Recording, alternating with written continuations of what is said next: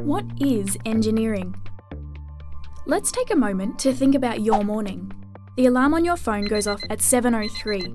You drag yourself to the shower and blast yourself with perfectly warm water in an attempt to wake up.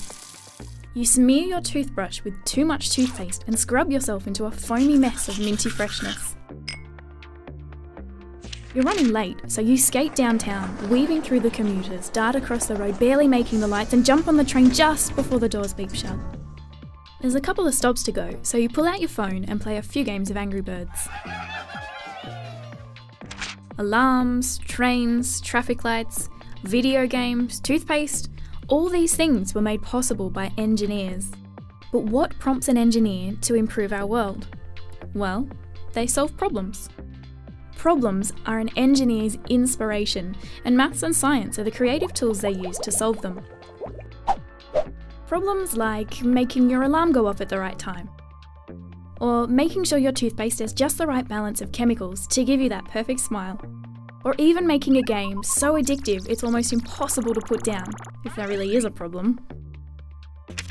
Now let's head over to the airport and jump on an aeroplane. Aeroplanes.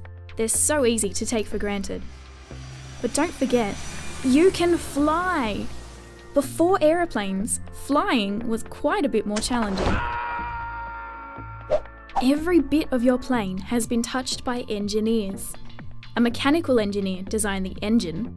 A mechatronics engineer devised the controls. The fuel? Extracted by mining engineers and refined by chemical engineers. The navigation systems?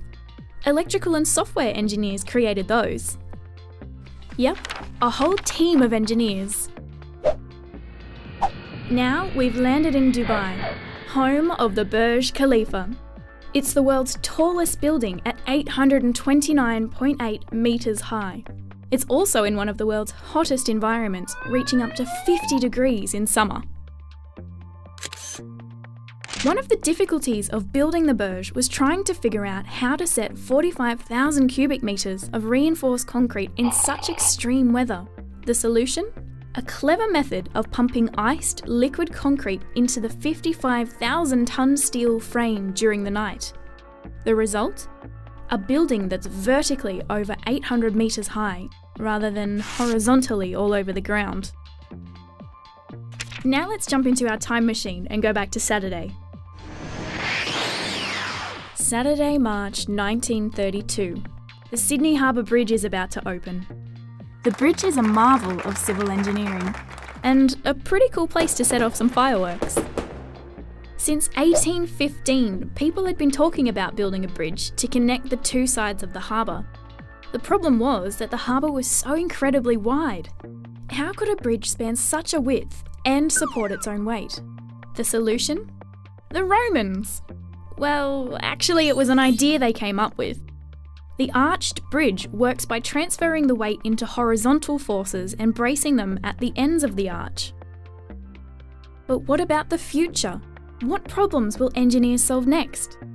Will we finally have affordable solar power? Or robots that can perform life-saving surgery?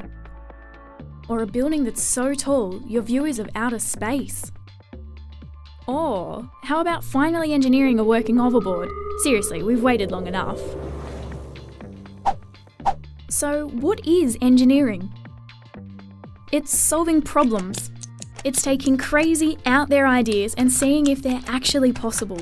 And when they are, the idea is shared with the world to make all our lives better. So, what problems do you want to solve?